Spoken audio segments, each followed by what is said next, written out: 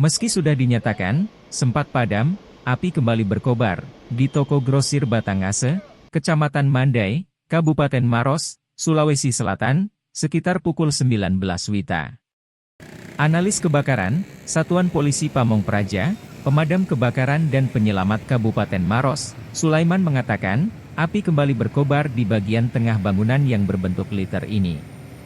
Diduga kuat api berasal dari bawah runtuhan beton, lantai 2 dan 3 toko. Tadi memang sempat dinyatakan dijinakan apinya, tapi memang di bawah reruntuhan beton itu masih ada, dan perlu alat berat untuk menjangkau titik api, katanya saat dihubungi via telepon, Senin 20 Februari 2023. Dirinya menuturkan, sebagian besar personel sudah kelelahan, pasalnya proses pemadaman memakan waktu 20 jam lebih. Pukul 16 WITA, setelah api dijinakan, personel yang kelelahan, pulang untuk beristirahat, katanya.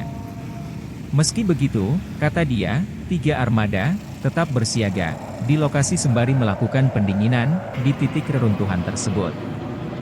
Namun, tak disangka, api dari reruntuhan beton kembali berkobar. Di lokasi ada 3 armada yang standby, dan sekarang, kami juga telah menerjunkan armada tambahan, kita harapkan bisa segera padam, dan tidak menjalar ke rumah warga, tuturnya.